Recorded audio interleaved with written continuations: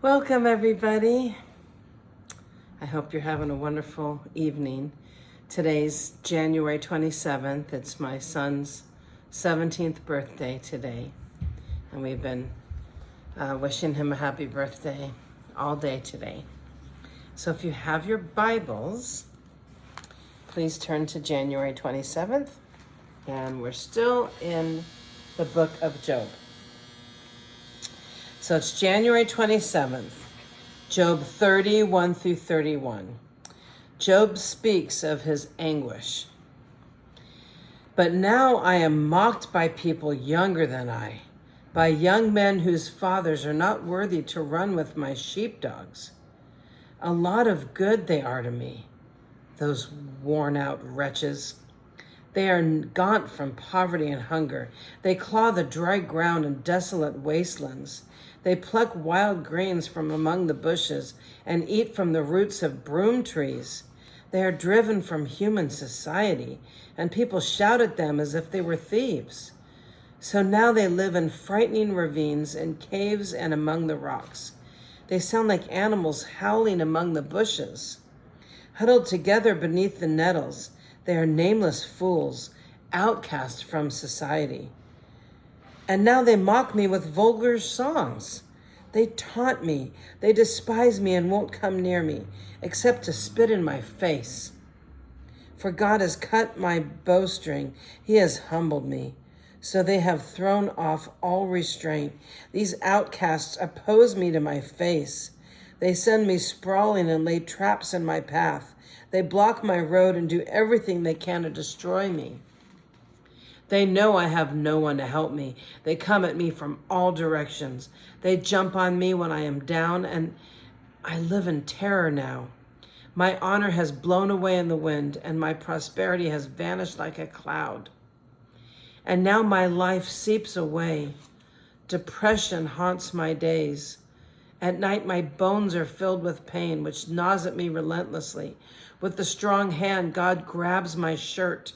He grabs me by the collar of my coat. He has thrown me into the mud. I'm nothing more than dust and ashes. I cry to you, O God, but you don't answer. I stand before you, but you don't even look. You have become cruel towards me. You use your power to persecute me. You throw me into the whirlwind and destroy me in the storm. And I know that you are sending me to my death, the destination of all who live. Surely no one would turn against the needy when they cry for help in their trouble. Did I not weep for those in trouble? Was I not deeply grieved for the needy? So I looked for good, but evil came instead. I waited for the light, but darkness fell. My heart is troubled and restless. Days of suffering torment me. I walk in gloom without sunlight. I stand in the public square and cry for help. Instead, I am considered a brother to jackals and a companion to owls. My skin is turned dark and my bones burn with fever. My heart plays sad music and my flute accompanies those who weep.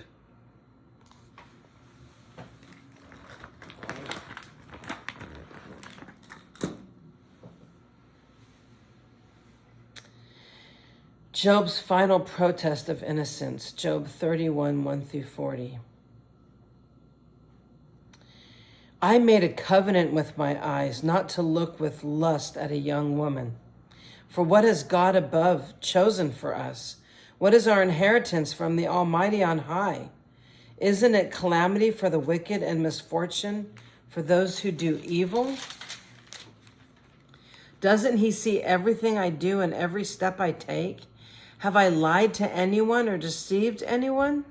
Let God weigh me on the scales of justice, for he knows my integrity.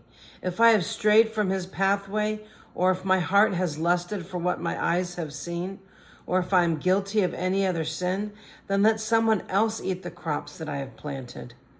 Let all that I have planted be uprooted. If my heart has been seduced by a woman, or if I have lusted for my neighbor's wife, then let my wife serve another man. Let other men sleep with her. For lust is a shameful sin, a crime that should be punished. If a fire that burns all the way to, it is a fire that burns all the way to hell. It would wipe out everything I own. If I have been unfair to my male or female servants when they brought their complaints to me, how could I face God? What could I say when he questioned me? For God created both me and my servants. He created us both in the womb. Have I refused to help the poor or crushed the hopes of widows? Have I been stingy with my food and refused to share it with orphans? No, from childhood I have cared for orphans like a father, and all my life I have cared for widows. Whenever I saw the homeless without clothes and the needy with nothing to wear, they did not praise me, or did they not praise me for providing wool clothing to keep them warm? So what he's saying is he kept them warm.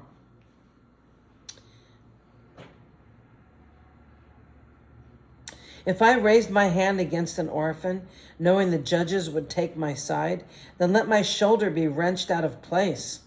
Let my arm be torn from its socket. That would be better than facing God's judgment. For if the majesty of God opposes me, then what hope is there? Have I put my trust in money or felt secure because of my gold? Have I gloated about my wealth and all that I have owned? Have I looked at the sun shining in the skies or the moon walking down its silver pathway and been secretly enticed in my heart to throw kisses at them and worship? If so, I should be punished by the judges, for it would mean that I have denied the God of heaven. Have I ever rejoiced when disaster struck my enemies or become excited when harm came their way? No. I have never sinned by cursing anyone or by asking for revenge. My servants have never said, "Oh, he lets others go hungry." I have never turned away a stranger, but I have opened my doors to everyone. Have I tried to hide my sins like other people do, concealing my guilt in my heart?